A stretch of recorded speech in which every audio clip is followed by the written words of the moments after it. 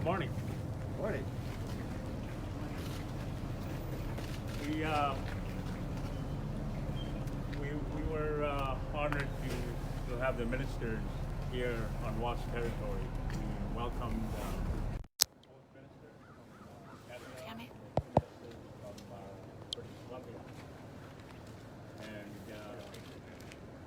we worked for the past 3 days on some matters that we've all were concerned about.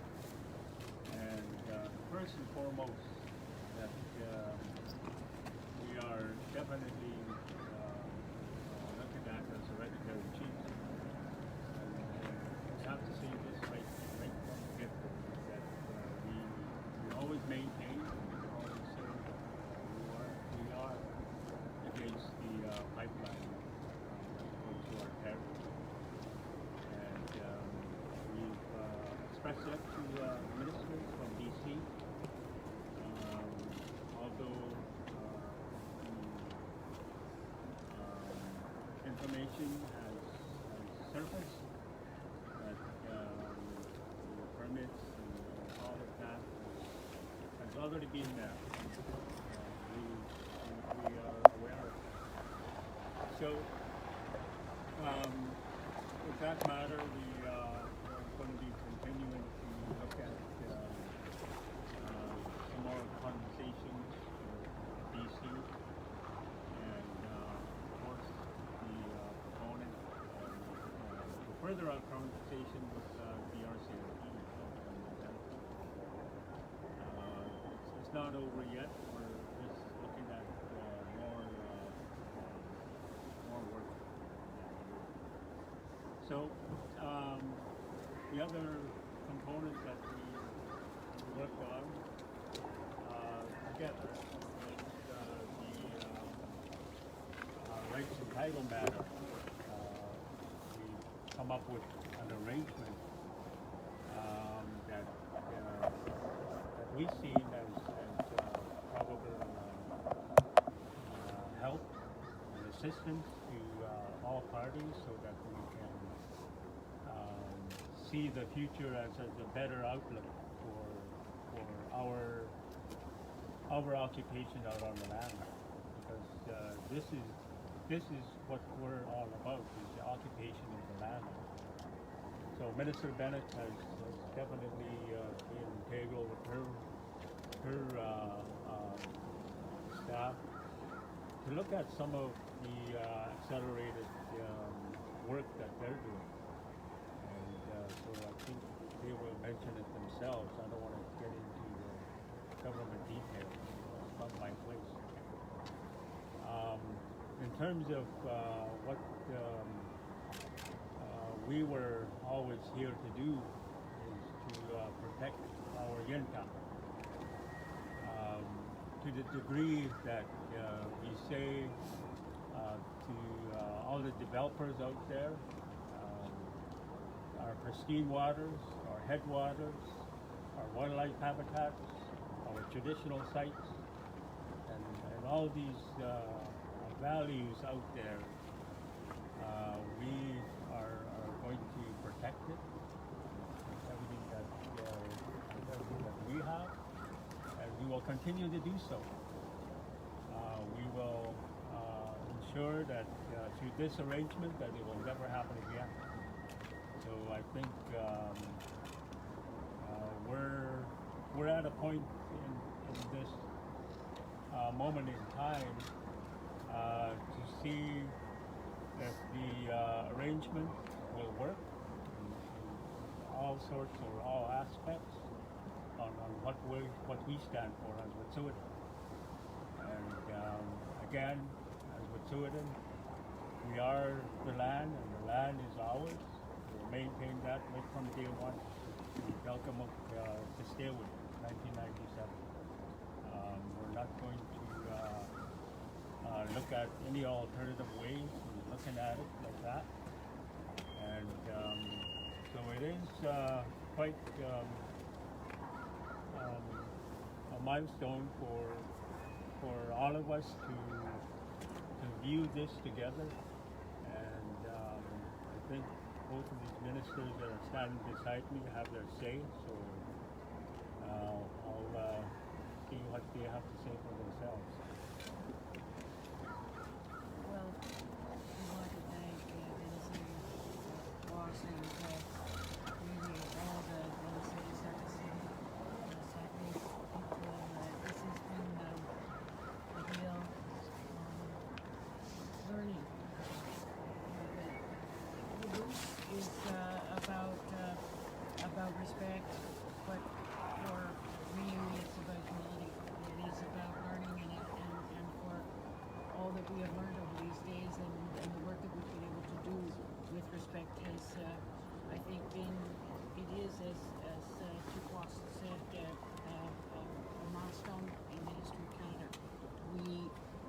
We I believe, have come to a proposed arrangement that will also honor the protocols of the Wet'suwet'en people and clans, and obviously that what we've worked on this weekend needs to go back to those clans, and then we have agreed that as ministers we will come back to sign if it is agreed upon by the nation. It is building on the Supreme Court decision. It is about rights and title throughout the input, and it is about making sure, as Chief Woos said, that this never happens again. That the rights holders and will always be at the table, and that is the way through for Canada.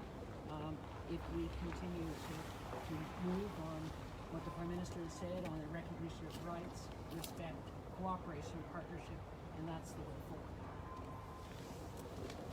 I'd like to, first of all, recognize the Woos territory and thank Dennis Woos for allowing us to be in this territory on this beautiful day in Smithers. It was an interesting and powerful 3 days for myself, and I know for all of us. It's been 23 years, it's been mentioned, since the Delgamuukw decision, and there has been little or no progress towards recognizing the rights and title of the Wet'suwet'en people since that time. And in 3 days, I've never seen a more productive and respectful table that has moved us to an arrangement that it will go to the Wet'suwet'en people to review and decide to endorse, I hope, and that'll move us forward in a way to create certainty, clarity for the Wet'suwet'en people and for all British Columbians, and it's well overdue. Outline what is in that proposed agreement, what you can tell us about it. I'm going to say straight up that the nation needs to see it first. Can you tell us then what it means, say, come tomorrow? The expectation was Coastal GasLink was going to go back to work, so does this mean no more work on the pipeline till everybody gets to go over what you've looked at? What happens to that? I think that's been Minister Fraser will answer that. Yeah, thank you. And as you know, the RCMP made a concession while we were doing this work. So did Coastal GasLink to stay out and not work during our time. And I want to thank all those who have made those space and the time and to allow us to do this respectful work known as WIGOOS. It's called respect. And my understanding is that our work for this moment has been done. They are permitted and allowed to go ahead to work. I do not know their exact plans, but that would be a question I believe for Coastal GasLink. Chief, are you happy with what's happened the past few months? Overall, I did express with great intensity and great compassion to both ministers, all ministers that were with us for the past 3 days. And the degree of satisfaction is not that what we expected, but at the same time, we're looking at the other avenues, and we'll see where that brings us.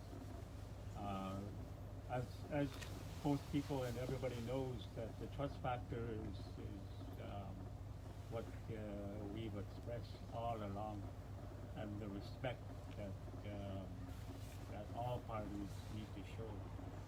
So our work really boiled down to describing and looking at Woos, which is respect, and and that was the starting point. Once that is achieved, then people are able to understand what we're talking about as Wet'suwet'en people. So yeah, for the past 3 days, that's where we left things. Basically at the respectful level. Chief, That's just. and next. Does this mean? Do you have a message for the Crow-Indigenous?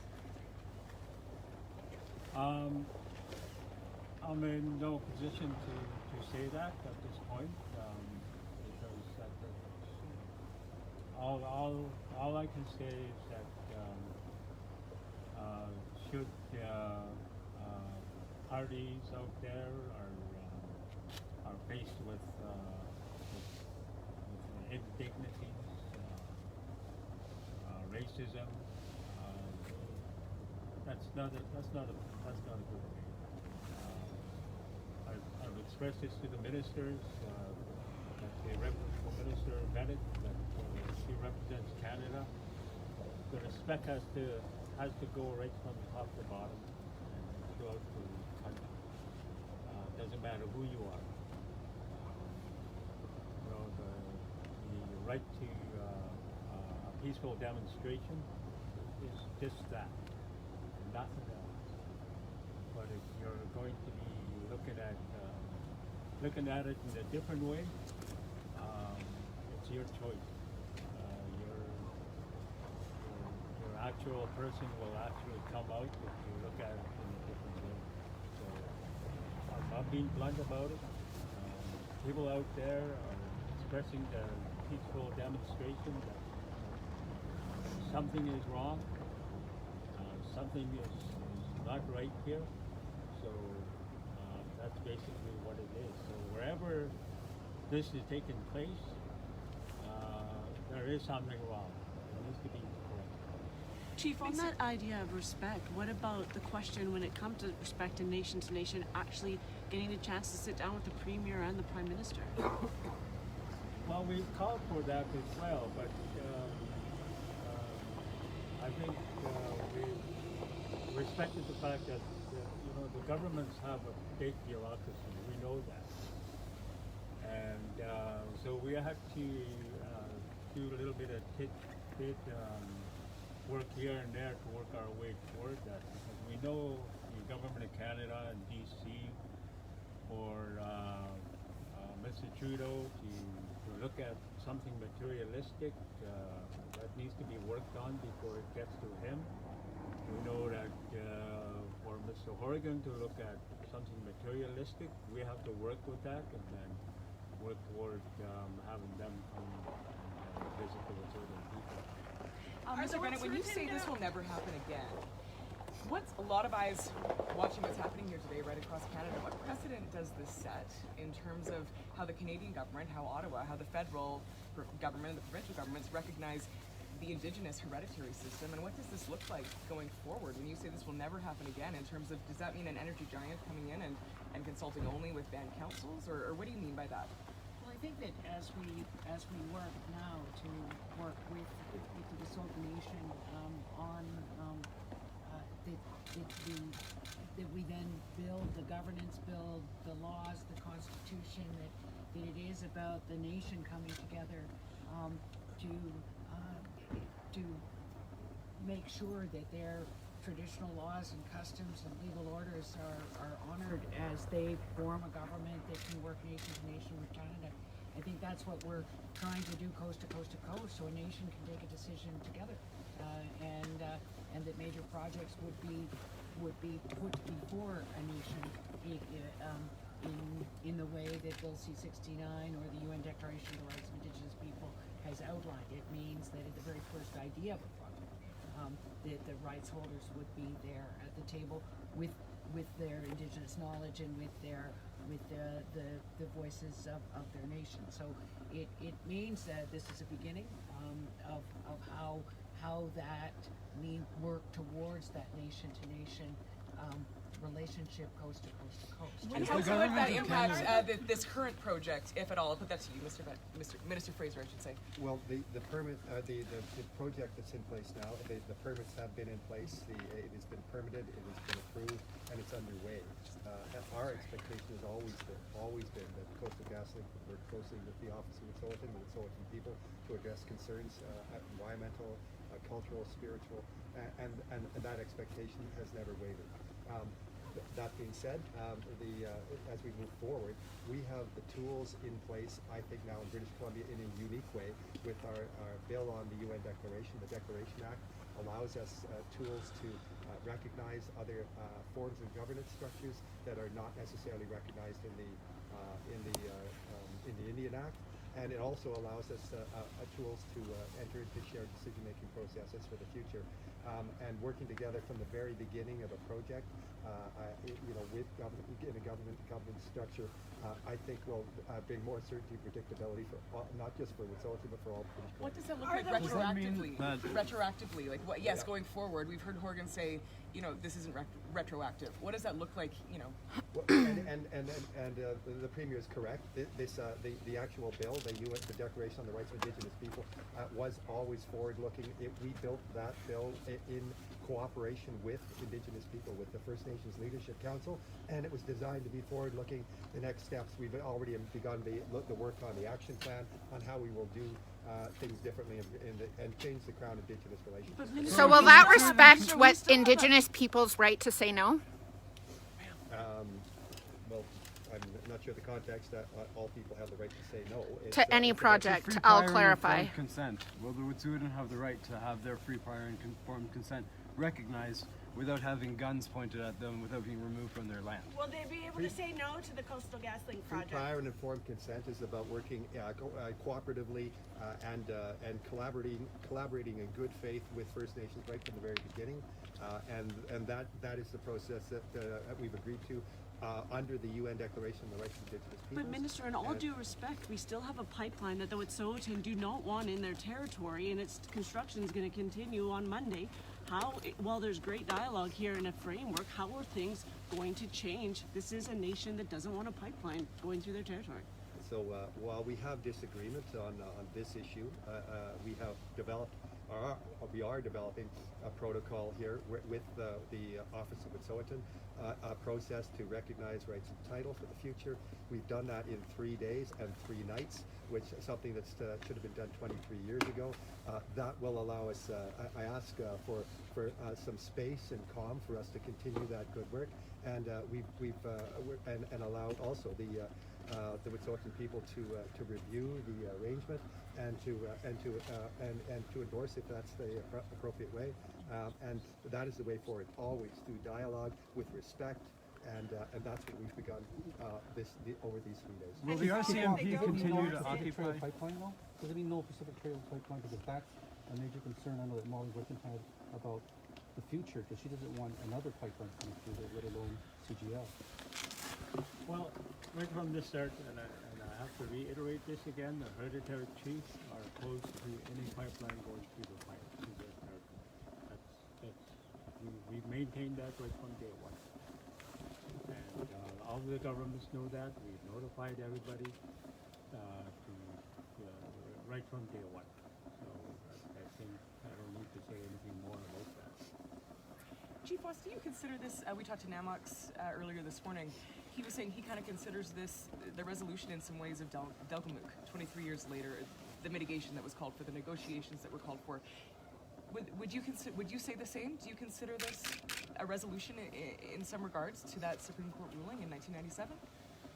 It's not so much as a resolution, it's more like an ongoing Supreme Court ruling. Delgamuukw 1997 has been sitting there for the past 23 years or so, and I think we're just, we are just picking it up, and we're in informing the federal government, and we're informing the provinces that this Delgamuuk and 1997 decision is where people need to start respecting, and that this is where it starts. That's the duty to consult, as well as the rights and title. It's all spelled out in there. So use your scholars to look that up. What about a timeline then for going to your nation, the discussions, and then coming back, perhaps if it's amenable to a final resolution and signing off? Yeah, the chief talked about that. We certainly would like to, because of the importance of this, we want to bring this back to our houses, and we're going to be working on that within the 2 weeks. We want to see a turnaround. And we're, I think I can speak for both Minister Bennett and myself, we're willing and able to return and continue this good work, and certainly pen any agreements that are there. And Jorge, So in the Trudeau next obviously 2 looked at this weeks- draft. Is that safe to say, and they're happy with what they see in this draft agreement? Yes, I think that we've worked with both with the Prime Minister's office and the Premier's office to break this new ground. So Minister Fraser, in the next 2 weeks, you said that you want respectful dialogue to happen. You're talking about Wagoose. Does that mean that the RCMP will not be holding us gunpoint while we're making these decisions? The RCMP have their own operational conditions that the province of British Columbia doesn't have any say over. I And do nor should understand it, nor excessive should it. force was used, like Nor should snipers it. pointed at unarmed people. Is that acceptable? Is that going to continue? Helicopters were as dropped, I tactical believe, teams were dropped. I believe Chief Woos said that part of the immediate future here is he will be working closely with the RCMP. I don't want to misquote him, but you might want to talk. Last you might question. want to elaborate. Chief Woos, actually, the RCMP right now we're saying we'll stay off Wet'suwet'en territory as these talks continue. Putting that question to you, and we understand the arrangement seems to be working right now with Wet'suwet'en people patrolling their own territory. Do you foresee that to continue going forward, or as Minister Fraser said, where do you see the RCMP? What's their stance right now in all this going forward? Will they be back at that CISO outpost? I'm certain that they're watching us right now. We've told Deputy Commissioner Strachan that we have concerns. Of course, there are all these legislations and laws that they abide by. But on the same breath, we are definitely looking at sitting down with the RCMP again, because it's not over.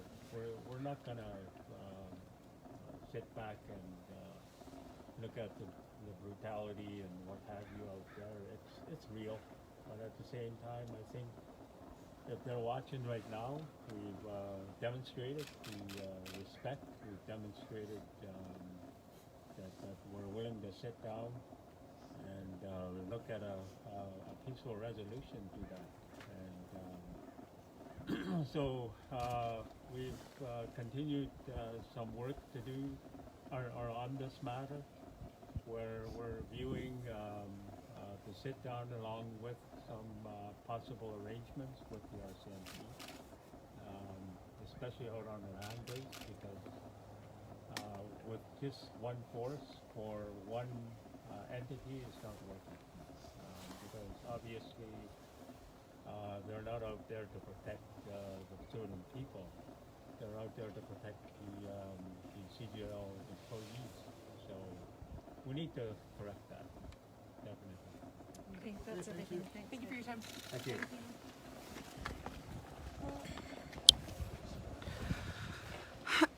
So we just heard from the ministers as well as Chief Woos, and I apologize for the sound. I know that it was difficult to hear at the beginning there. I tried to move around to make it a little more audible. Basically, the last 3 days have been discussions between the ministers and our hereditary chiefs, and the information that came out of that is going to be brought to each house group of the Wet'suwet'en to make an agreement or not to decide on whether or not they want to move forward with their draft. I personally haven't seen anything yet, so you heard that they want to have a decision made in the next 2 weeks. And during that time, the RCMP and CGL will be active in our territory. So they did not meet our preconditions for their pre-discussions, and they are not taking any accountability for whether or not CGL continues to do their work or whether or not the RCMP come in and hold us at gunpoint while we try and make this very important decision. So stay tuned. That's all I have for you now.